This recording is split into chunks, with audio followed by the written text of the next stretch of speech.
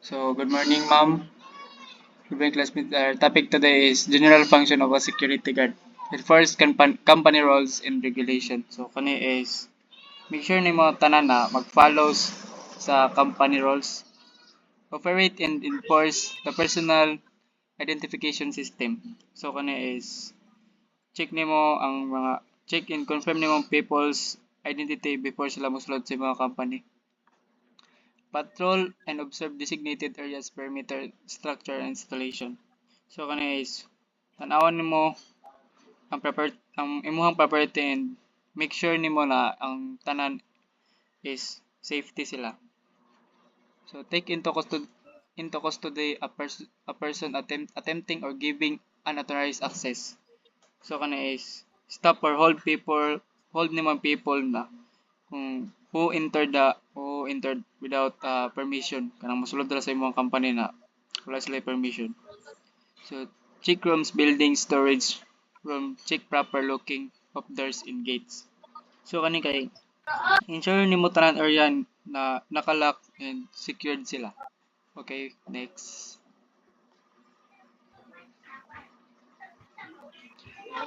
Perform escort duties when required. Response to protective alarm signals. Ay, kaning number one is accompany people or items to keep them safe. So, dapat tanan kuan nimo items is safe.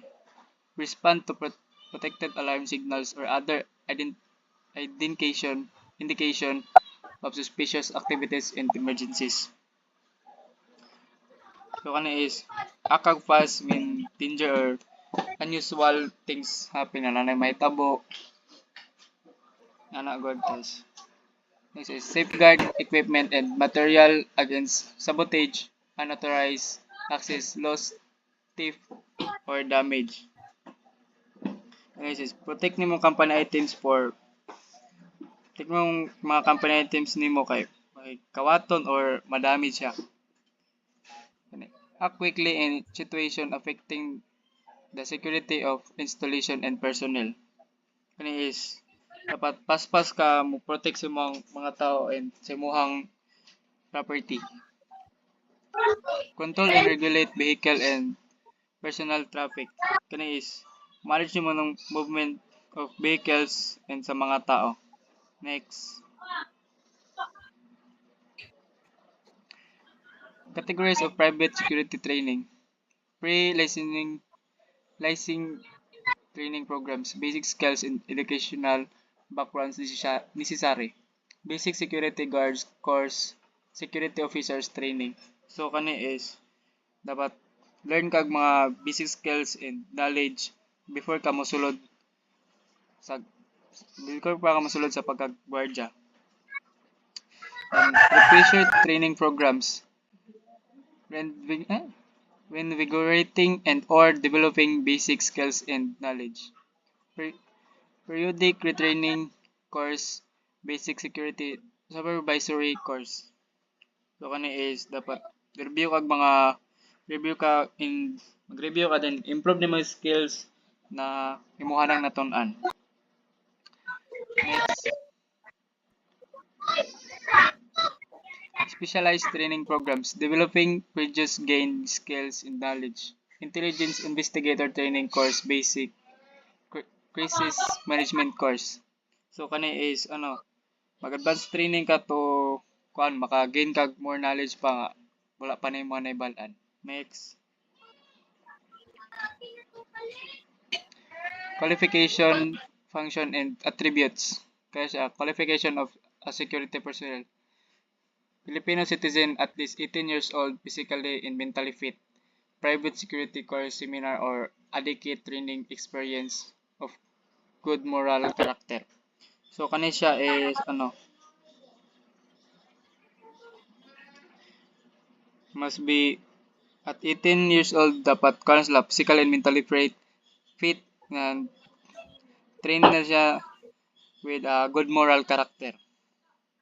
Next. Balik sabay.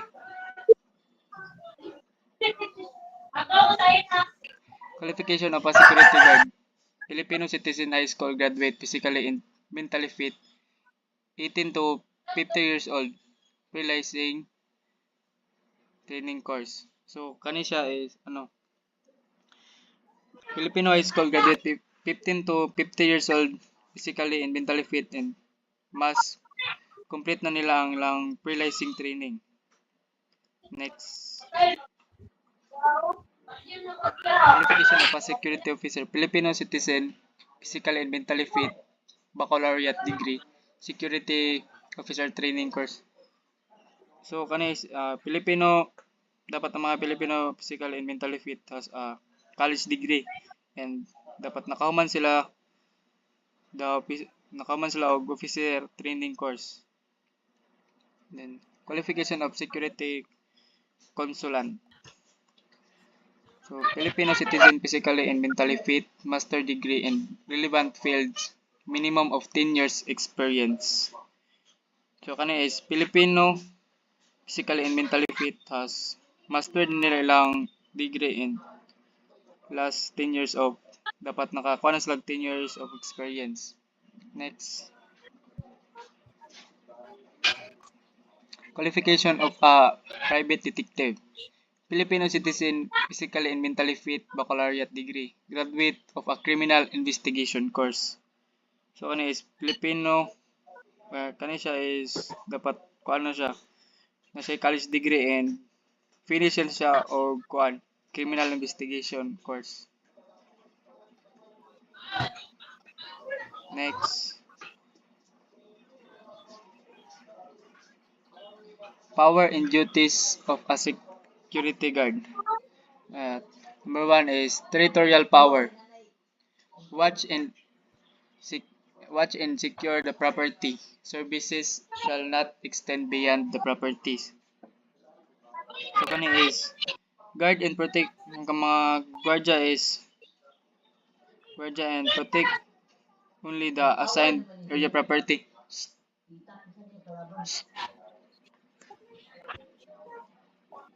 Arrest by security guard. So when a offense is committed in his presence, when an offense has just been committed, when the person to be arrested is an escaped prisoner. So kani kay pwede ka mag-arrest o can arrest if the crime is happening in or just happened or bago lang siya nakuha ni tabo or if the person escape from the jail nagikan siya kuan prisuhan na. Next. Method of arrest. Inform the person of the intention to arrest and cause of the arrest. So kani siya is dapat must tell the person why nganong nganong naaresto siya. Duty of security guard making arrest. Turn over the person arrested to the nearest peace officer. So kani siya is dapat dalon diri mong kuano na aresto na tao sa duol ra nga kuan peace officer. Next. Search without warrant. Search the person so arrested in the presence of a least two witness.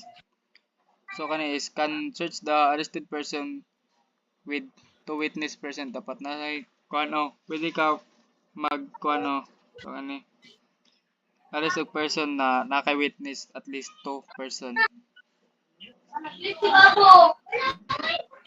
Duty of assist the law enforcers. Assist in any peace officer when requested. So ano is help the police. Tabakan mo police na kuano tabakan mo ang police pag kinahanglan na jud nila og tabang. Tibilyeres na sunod. Function of a private detective. So, number one, we have a background investigation. Means they research people's histories to verify information. Number two, locating missing person. So they search for individuals who have disappeared. Kanang na wala na individuals, missing person. Number three, conduct surveillance work. So means uh, monitoring activities or individuals discreetly. Number four, other detective work. Means this includes various tasks like gathering information, interviewing and witnesses, and collecting evidence. Next,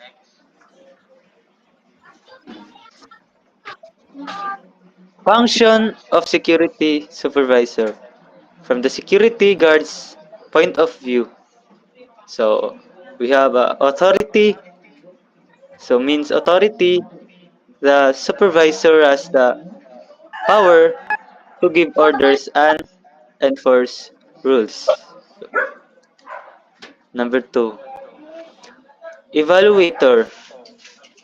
Evaluator means the supervisor assesses the performance of the security guards. Number three, trainer. So trainer, this includes supervisors nagpo-provide siya ng training and guidance to improve sa mga skills ng mga security guard. Number four, disciplinarian. The supervisors enforces disciplines and handles misconduct. Yung disciplinarians, yung mga misconduct ng mga security guard. Number five, communicator. Communicator means the supervisor relays important information and instruction. Yung nagpapahatid ng balita sa ating supervisor. Father figure. The supervisors provides support and guidance, acting as a mentor. So, kini siya nag-act like a mentor. So, next,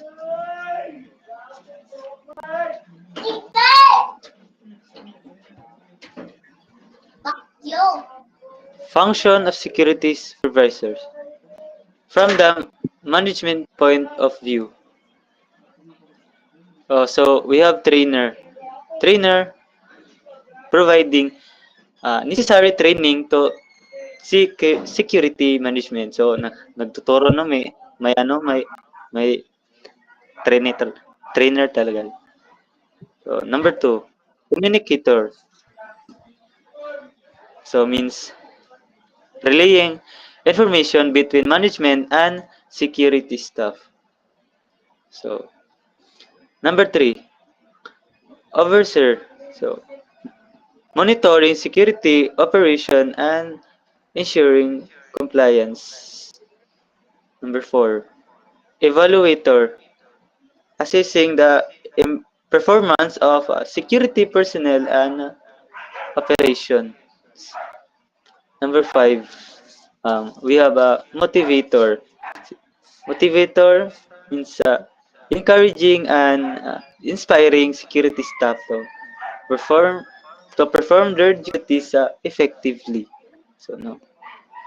So number six, investigation. So means investigation, examining security breaches and incidents to determine causes and prevent future occurrences. Seven, we have a reporter. Reporter providing regular updates and report to management on security matters. Like, yun yun. Number eight, promoter. So, sa promoter, advocating for security needs and improvement within the organization. Number 9, good example. Good example demonstrating professionalism and adherence to security protocols. Number 10, committed to the organization.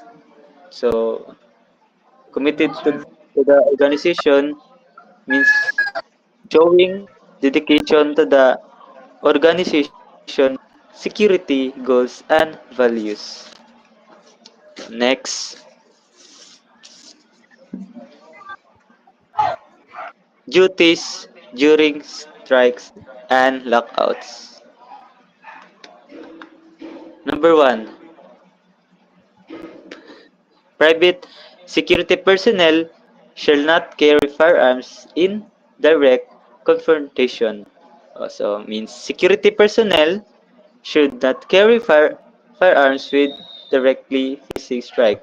Example, if a striker approach the gate, security guards so should not have their guns drawn. So hindi niya basta-basta ilalabas ang kanyang baril ba o uh, baril niya. Number 2, avoid direct contact with strikers. So means security personnel should minimize interaction with strikers. Example, instead of arguing with the strikers, blocking a gate, security should report the situation to their supervisors and the police. Number 3, stay within the perimeter of the installation.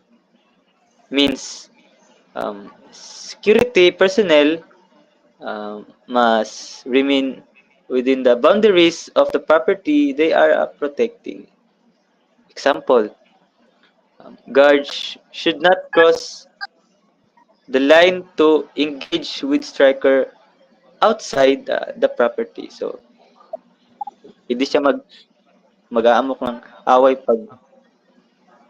pag ang striker nasa labas ng property.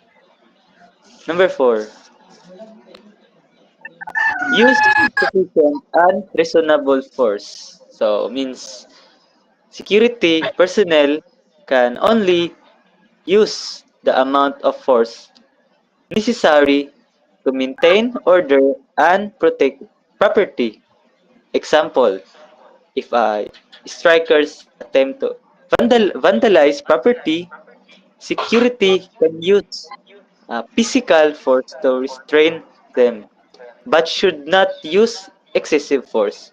So,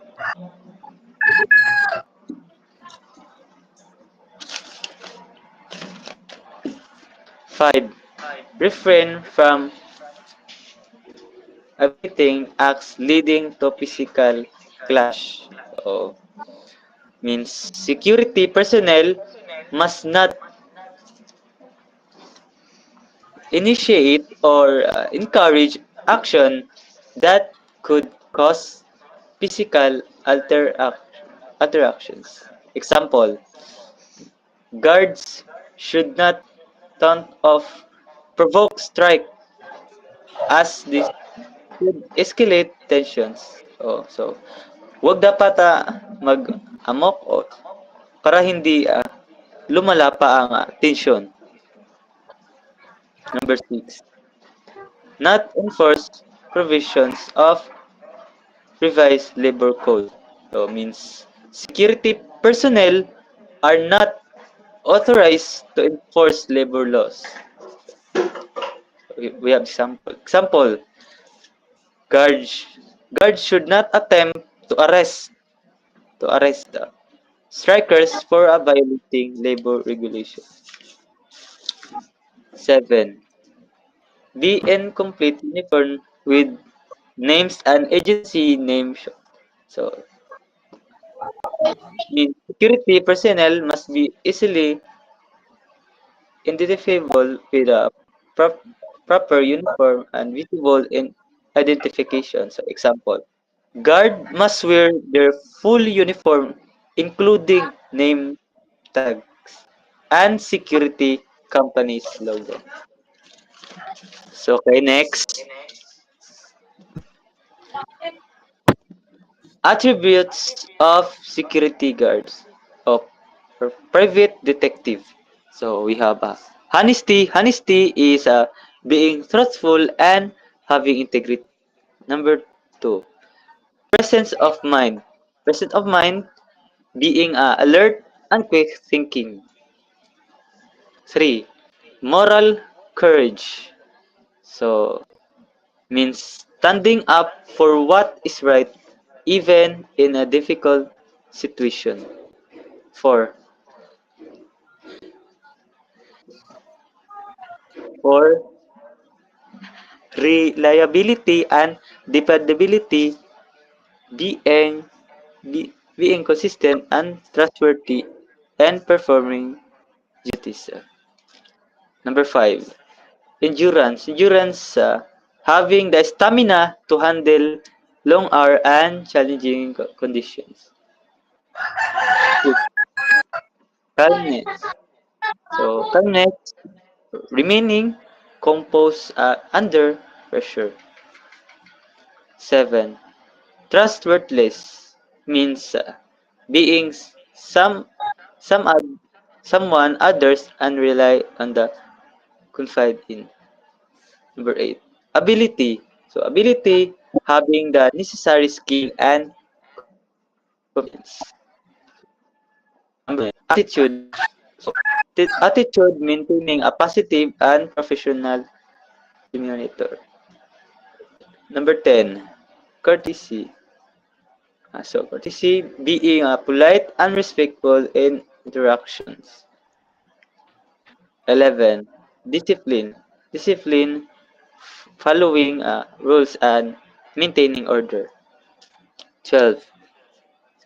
Interest. So interest means show a genuine engagement in the work.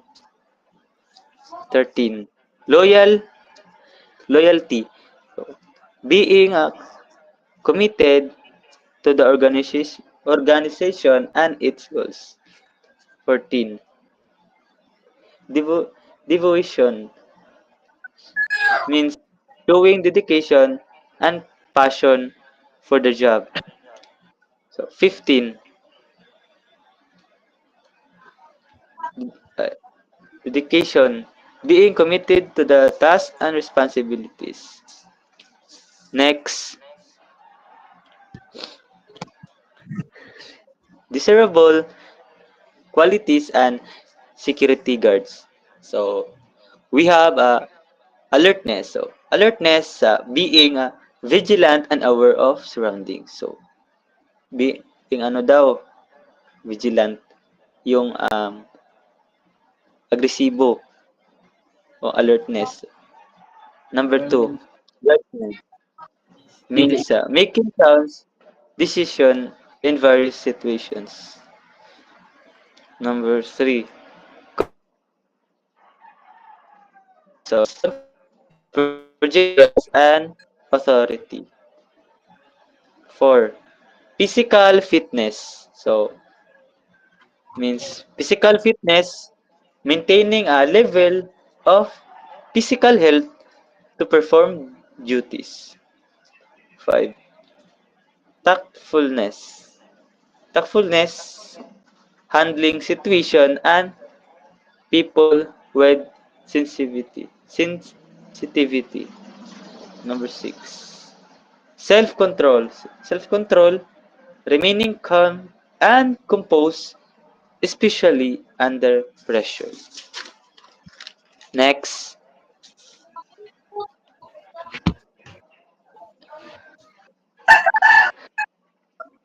desirable qualities of security supervisor. Number 1. Physical and nervous energy. So means maintaining stamina and composure. Number two, sense of purpose and direction. So means having clear goals and plan to achieve them.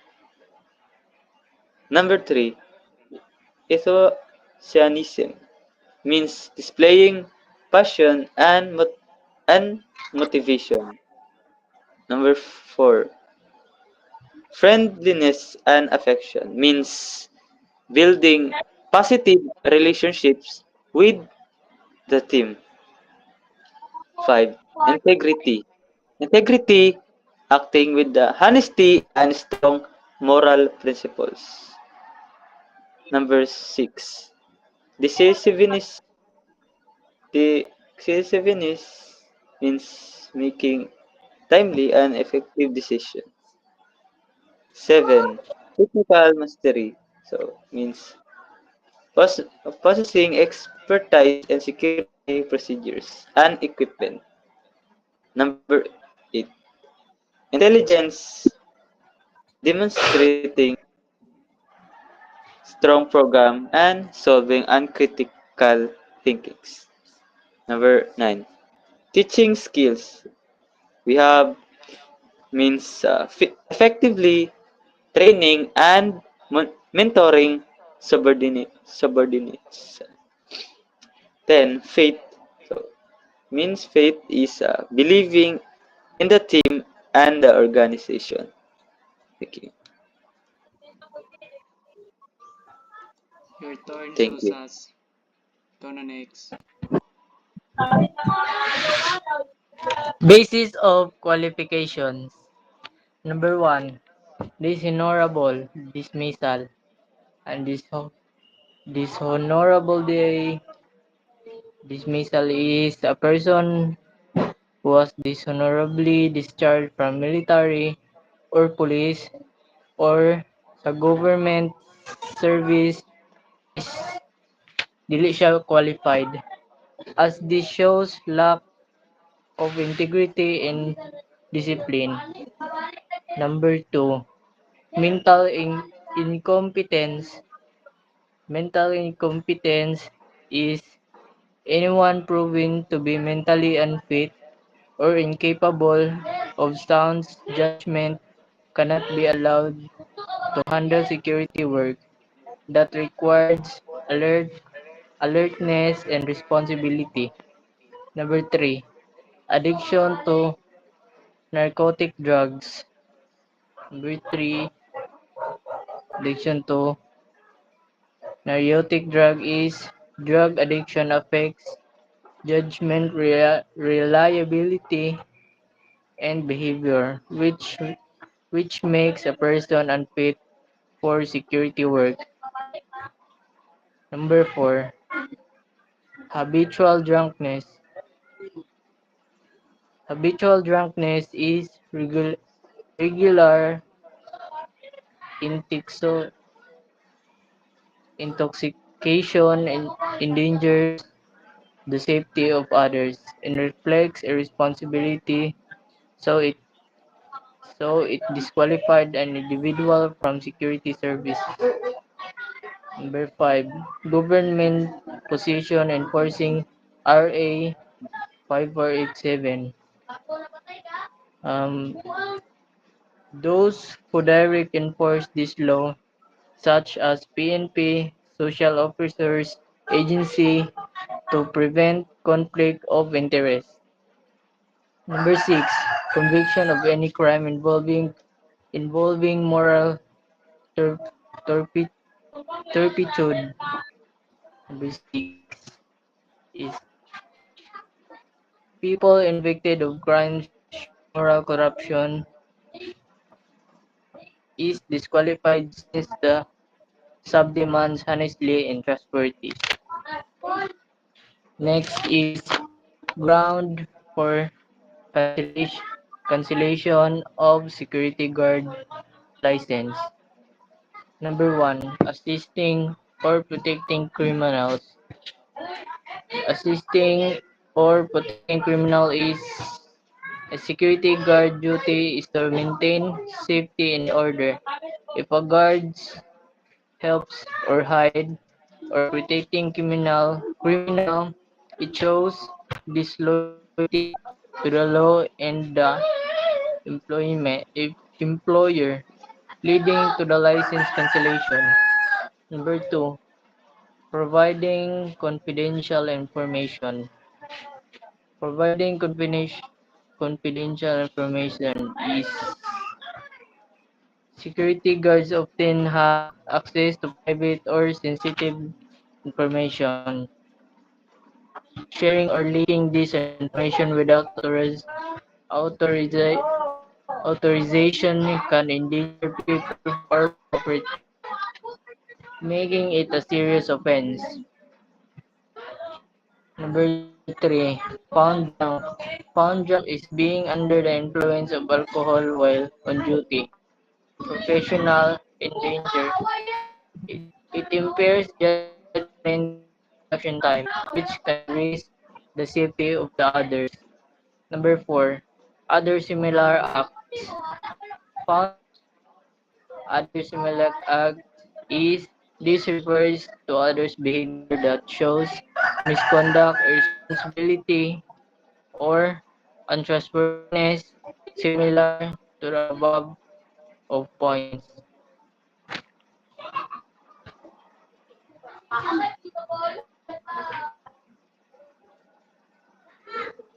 Kuha pa man ni Drea ba no? Ay, mga pa man. Private Security Agencies Law, RA 5487 as amended. A organization who may organize Filipino citizens or corporation with 100% Filipino capital. Qualification of agency operator. At least 25 years of age. College graduate or a commission officer of good moral. Kung ano na siya is dapat 25 years age. Tapos college graduate and commission officer. Tapos na kay good moral characters. Disqualification, convict of any crime mentally incompetent, dishonorable discharge, drug addiction, habitual drunkenness, elective or appointive government employees, dummy of any foreigner. Disqualification is convicted of any crime. Dapat dili ka drug addiction, habitat yung Private Security Agency Law, RA 5487 as amended. Section 16 as amended. Limitation and prohibition. A prohibition. Security services. Government security units. Organizational structure of private security agencies. Company during the first year of operation. Initial requires of 100 guards should be contract. The 200 guard minimum required shall be complied in the succeeding year of operation. Kung ano na siya ang organizational structure of private security agency is ang initial requirements anak siya is 100 guards shall be contracted the 200 guards minimum. Private Security Agency Law, RA 5487 as amended. Management licenses required for security personnel, RA 5487, sections 4, 45, as amended and implemented in sections 1, 2, 3 of Rule 2 and of NIRR, Private Security Detective Agency, licensed to operate by Civil Security Group, PNP, Section 6 to 7 to 9, RA 5487, registration with the Security and Exchange Commissions, SEC, registration with the Bureau of Documents and Department of Trade and Industry, or DTI, may as permit from the local government where the agency is operating or having business. Sub barangay permit.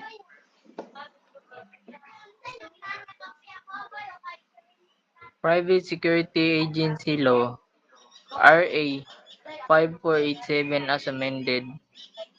Private security consultants, manager, operators, security officers, private detectiveness, and private security guards licensed to exercise professions by PNP, SOSIA, Civil Security Group, PNP, appropriate mandatory clearances. Ang private security consultants din no, is na siya ay klase-klase, na siya ay manager or operators, siya ay security officers, private detectives, and private security guards licensed to exercise professions by PNP SOSIA. Muna siya. Private Security Agency Law, RA 5487 as amended. Mandatory requirements for private security detective agencies. Business Office Firearms Vault organizational chart to be displayed openly in the office, PNP Civil Security Group, or social license to operate, to be openly displayed in the office business permit from the local government, to be displayed openly in the office filing cabinet minimum of at least 30 new firearms for temporary licensee, 7 firearms for regular license list of a minimum of 200 and a maximum of 1,000 posted guards, SSS membership, certificate, surety bond, submission of periodic reports to PNP and SOSIA. Private security Kamay na lang bay. agency. Kamay mo na sa kamay.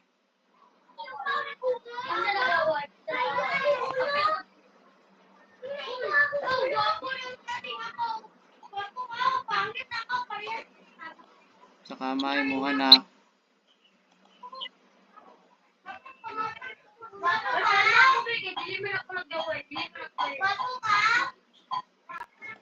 Padayon bay. Private Security Agency Law, RA 5487 as amended.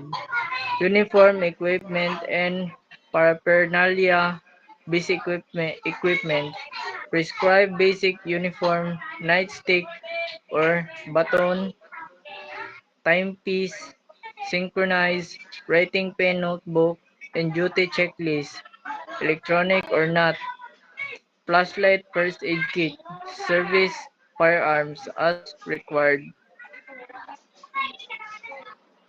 Muna na siya ang mga uniform, equipment, paraphernalia, basic equipment, other equipment, handcuffs, metal detectors, communication radios, stun devices, armor vests, canine, canine units. Private Security Law, Private Security Agency Law, RA 5487 as amended. Operations, Supervisory Powers of the Philippine National Police, Section 11, RA 5487 as amended by RA 6975. Emergency Powers of the Chief PNP over Private Security, Executive 11, RA 5487. Emergency Powers of the or municipal mayors of the private security or detective agency. Section 12 RA 5487. Use of firearms and equipment. Section 13 RA 5487. Firearms allowed. Section 110 Rule B NIRR shotguns not bigger than 12 gauge. Low powered Cal 22 to Cal 38 not exceeding one firearms for every two guards employed. High power firearms when the agency is operating in areas where there is an upsurge of loneliness and criminality. Limitation in the carrying of firearms. Section 3 Rule B NIRR. A private security personnel shall possess or carry firearms only while in actual performance of is specified in the duty detail order. Private duties of security personnel in case of impending strikes in relation to the use of firearms. Section 7 Rule B NIRR to report to the Chief PNP or to the nearest police agency such impending strikes, to exercise diligence in the collection and safekeeping of firearm safety vaults, to ensure that all firearms and ammunition are immediately collected and secured, to assume responsibility in the proper handling of firearms. Next is delimitation and prohibiti prohibition. Limit limitation private security agencies shall not deploy or post than 1,000 security guards to including its branches. No person shall organize or operate or have interest in more than one security agency in any one city or municipality. Operate, promote and enter an agreement of merger, or called cabit system with any person or group of person. Private E. Administrative sanction. Classification of offenses. Light offenses. Those related to uniforms carrying of firearms without a duty detail order. Failure to notify or call the nearest police station in case of disorders or riots and strikes in other emergency cases. Less grave offenses during tour of duty, allowing the use of personally allowed license and firearms. Illegal search, use of profane language, license, performing duties of a security guard without any license. Grave offenses using unlicensed firearms during tour of duty, posting unlicensed guard for duty. Violation of Section 4, Rule 12 of the NIRR prohibiting cabit system, abuse or acting beyond the scope of authority, use and or employment of security guard for purpose of committing threats and intimidation. Jorge, ikaw na Jorge.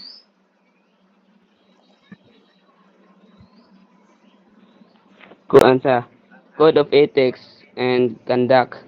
Private security agencies create ethical standards for private security agencies. Code of Conduct for security agencies. Security Guard, Security Guard Creed, the 11 General Order of Security Guard, Code of Ethics for Security Guard, Code of Code of Conduct for Security Guards. Next.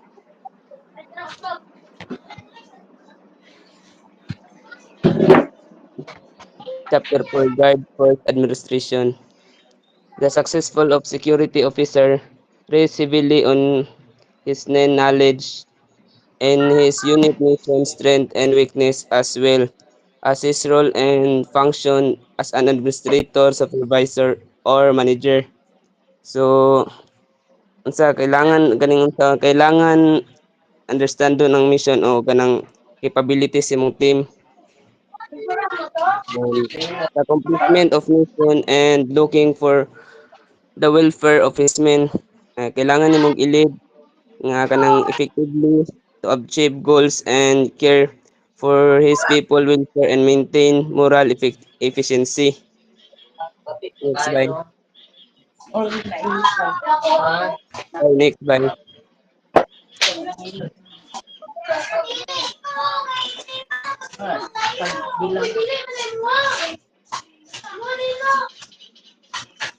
Wa man. By next by.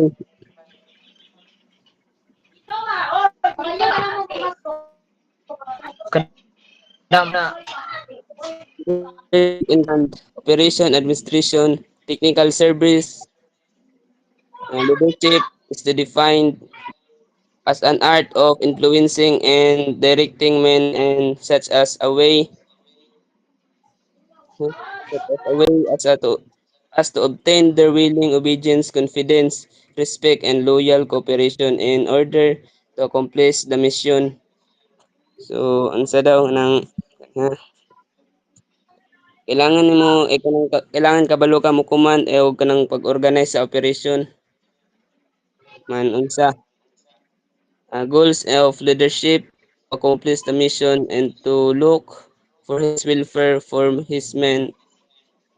Mm, leadership, type of leadership. Okay. Next na ba?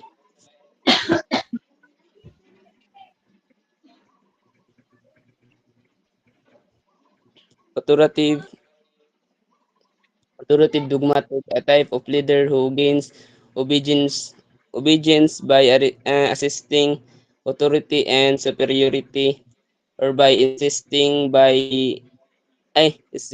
fear or punishment. Unsa ang authoritative leader kay ginadagos og fear and authoritative to control manang persuasive considers a type of leader who gains obedience or leads by compassion and persuasion and consider the human factor. Ang persuasive leader use understanding and respect to inspire. Next na bay. Sa kamay na di abay, hatag na ka sa kamay. Sige na sa kamay, ikaw na. Sige. Types of traits. Integrity. Uphold moral principles, truthfulness, and strong character. Number 2, knowledge, master job related facts and skills. 3, courage, control fear, fact, calmly under stress, stand for what's right, and take responsibilities. Number 4, tentative, act proactively without waiting for others.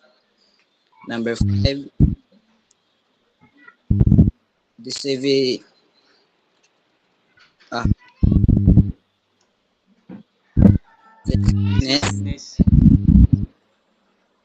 Make timely, well considered discussion, decision, and communicate them clearly. 6. Tact. Treat all the treat all with respect, balancing diplomatic and interaction. 7. Justice. Be fair, impartial, and consistent. Listen before judging. Next,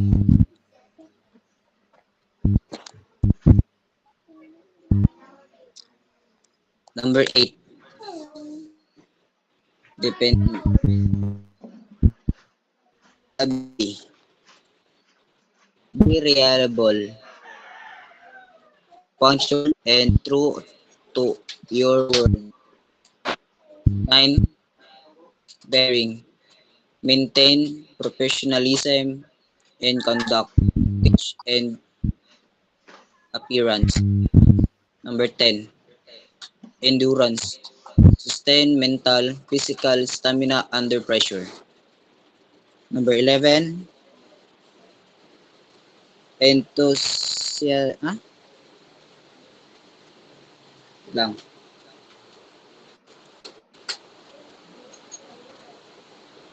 Enthusiasm. Focus intensely on task. Avoid negative compliance. Number 12. Loyalty. Stay faithful to the organization and team. Defend subordinates.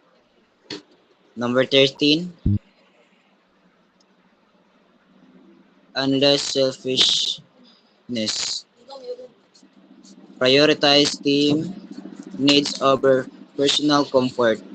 And the last, judgment-based decision on logic, facts, and consequences analysis. So that's all. Thank you, ma'am.